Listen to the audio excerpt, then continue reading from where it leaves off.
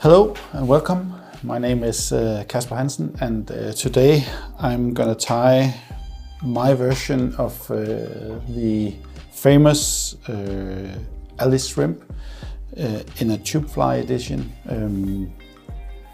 For many years I thought that the Ally shrimp was a little bit difficult to tie in a nice version on a tube. I really like it on hooks, on treble hooks and double hooks, and fish it a lot, but for some occasions I wanted a tube fly that's heavier, that I can fish very deep, and then I tried to convert it into maybe a modern version with some new features in it, but still with a lot of respect for the original pattern. So that's what we are gonna do today. And at first I'm gonna prepare the tubing, because when I fish this fly on a tube, normally with a lot of flies with long wings, I fish them with the loose hanging hook. But this one I want to fix the hook, so I use a little bit of rubber tubing that I put on the end of the plastic tubing. So at first I'm gonna burn a little bit of the plastic tubing like this. Not a lot, but just a little bit. And I have to put on the glasses so I can see. Yes. Then I press this soft silicone tubing onto the plastic here. Then I cut it off, maybe 6, 7, 8 millimeters from the end. Try to cut it a little bit like that, yeah.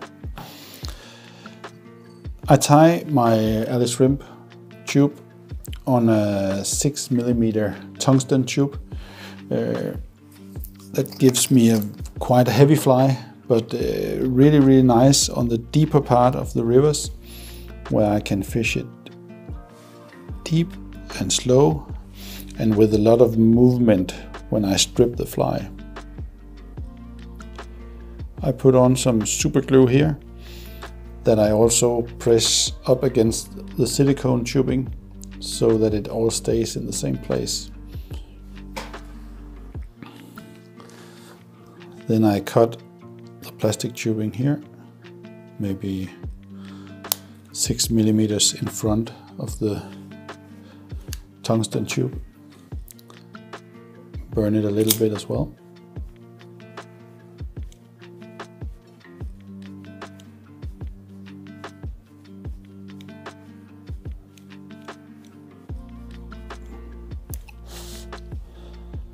Now I have something that I can tie up against with this little collar here. All right, this is how I prepare it. So now I'm gonna tie it. And the Ally shrimp is in the original and most famous version, is a very orange fly. I use it a lot also in the autumn fishing, where I think it can be extremely effective, but also during summer fishing in smaller sizes. It's really deadly. Here I put on some orange thread and I build up so that I have the thread now on the tungsten tubing. And then I start with one of the main parts of the Ally shrimp, the long orange tail. I use orange polar bear, not a lot, but just maybe 10 pieces of hair here. I don't stack it so that I get it in the same length. I want them to be different lengths so that it works very nicely in the water. And it's maybe 4 times the length of the fly here. So I tie it in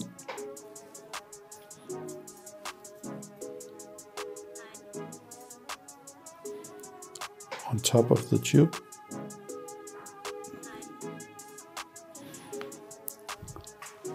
Like that. Then I put a little bit of flesh.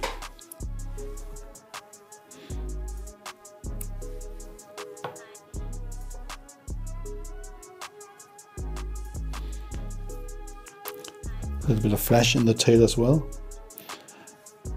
I just cut off the polar bear, and I'll show you why now. Because I just take one strand of flesh here. I want it to be a little bit out on one side of the tail.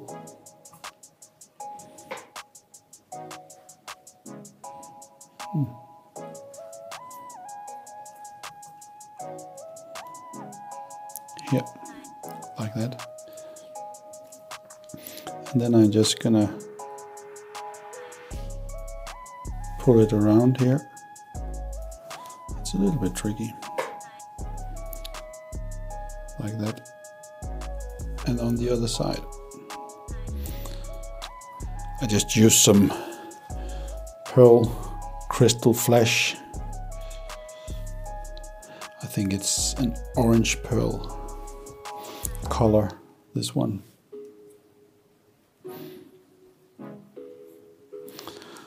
And I make sure that the tail is tied in nicely. And then I'm gonna take a bit of oval tinsel for the ribbing.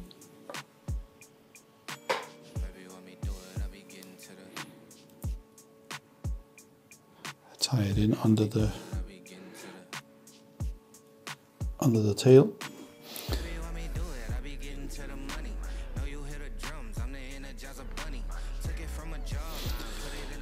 On the original Ally shrimp, the body is made of red and black flush, but I use this copper mini flat braid instead.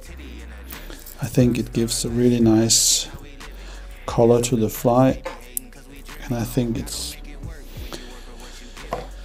just maybe gives a little bit more shine and flashy look. And I believe that may do the trick sometimes. Copper is a really good color in the autumn as well, so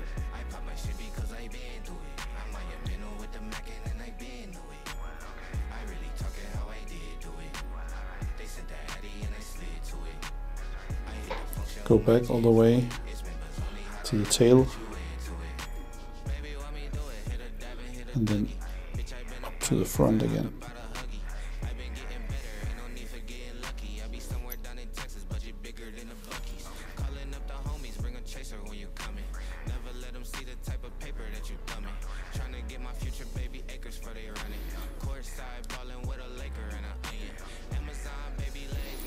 Tie it in, fold it back and cut it off. Now it won't go anywhere.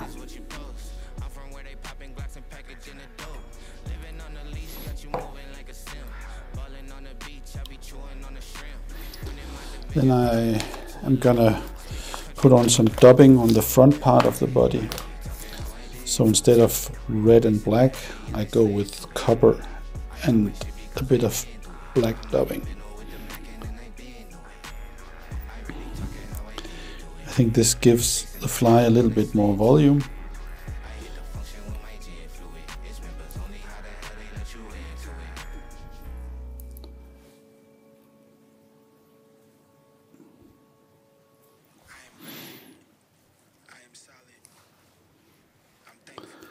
And then it mixes up nicely with the rest of the fly, as you will see later.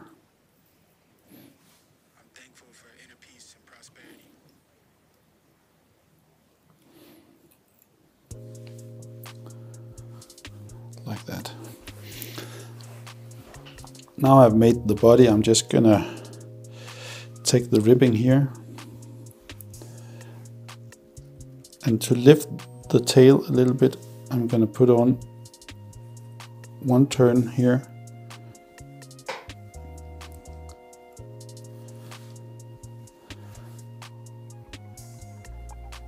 And then I'm gonna rip the rest of the body with 3-4 turns. That's all you need.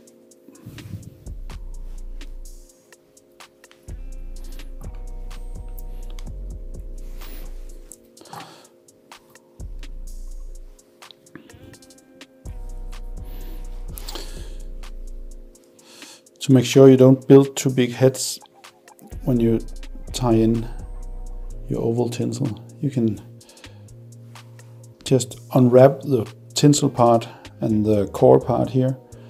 Take this away, fold back the core, and then it sits very tight and nice, and you don't build up big heads. Then I'm just gonna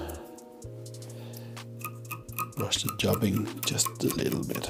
Not a lot, but just to give it a bit more volume.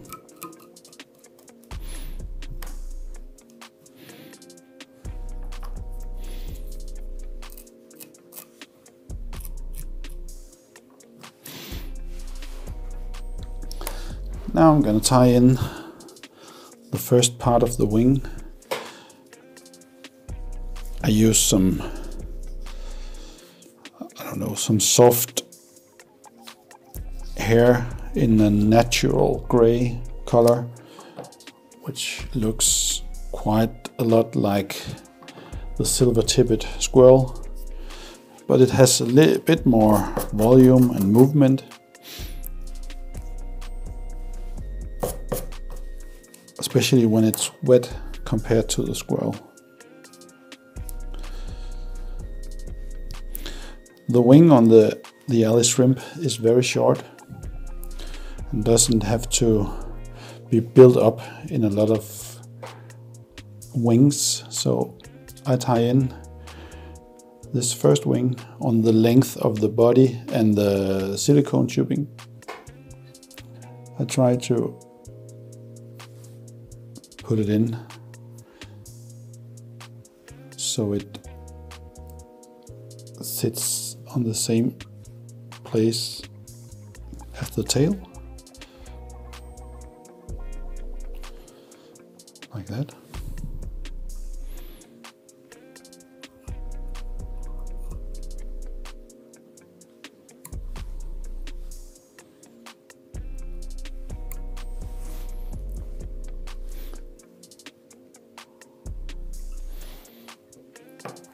Yes. Then I tie in a section of tippet feathers here, dyed orange.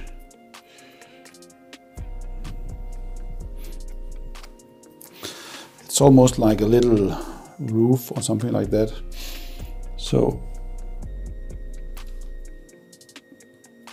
they have to have some length, since we are tying a tubefly, which is maybe a little bit bigger than if it was tied on a small hook. So I take a little part here of the feather from the golden pheasant. I just brush it a little bit so that the fibers are divided and not sticking too much together, because I want it to blend in with the rest of the wing. Then I put it on like this. 3 loose turns, and then I just pull this back till I get the length that I want, which is a little bit shorter than the hair. And it's like a little roof on top of the hair.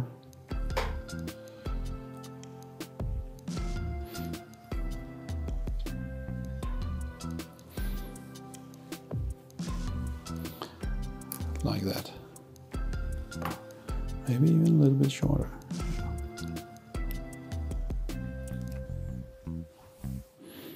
Then I cut it off.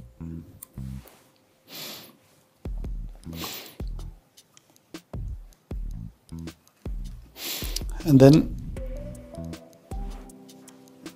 to give the fly some extra movement. I like to fish this fly especially in the slower parts of the river where the current isn't moving and I have to strip the fly a lot. Then I like to put in a couple of rubber legs, and yeah, that might be a little bit controversial in some people's opinion, but I think rubber legs on flies and also on a fly like this can really do magic. So I take this orange and black barred rubber leg and I double it, tie 2 of them in on one side,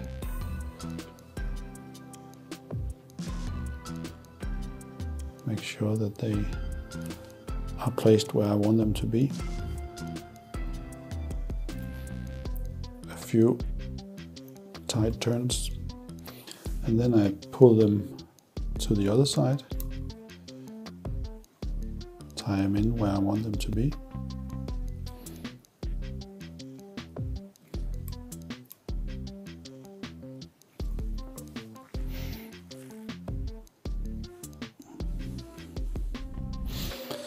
I just leave them like this now. I cut them later, but it's meant that they should be sitting and pointing almost straight out of the fly in a 90 degree angle.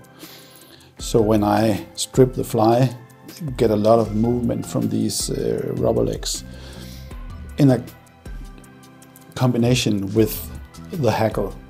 And now I'm gonna tie in the front hackle in front of the rubber legs to finish off. I use an orange soft hackle here, not too big. It needs to fit the size of the rest of the fly, but again in this very nice orange color.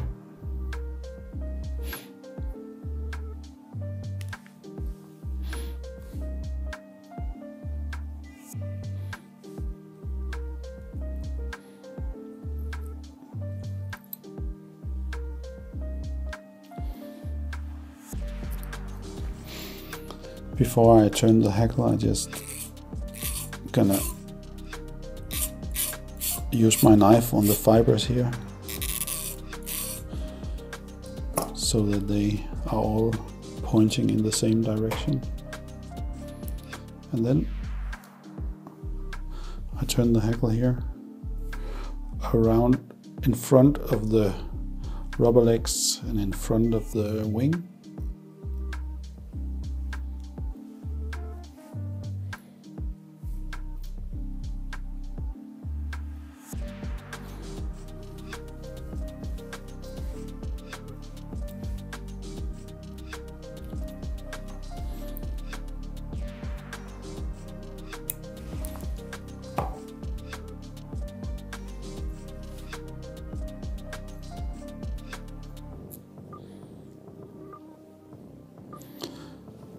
If I have the stem sitting here and maybe pointing a little bit out, I can take the nail from my thumb and just press it down a little bit here before I build up a small, nice orange head.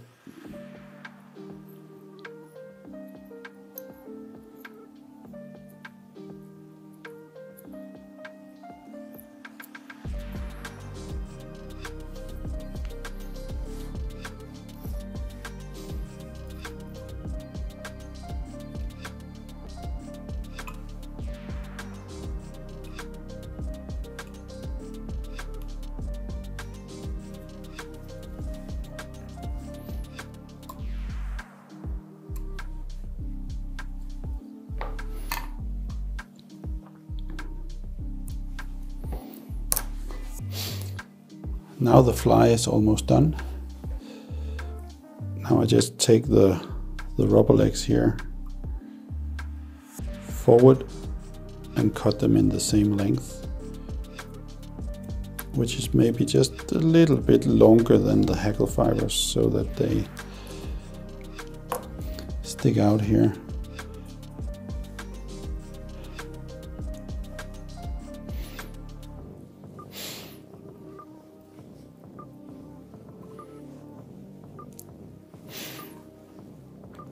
And there you have it. My modern version of the Ally shrimp with rubber legs and a lot of movement tied on a heavy tungsten tube to make it go down so that you can fish it on the deeper parts of the river with stripping the fly. And I can tell you, this works for the salmon as well.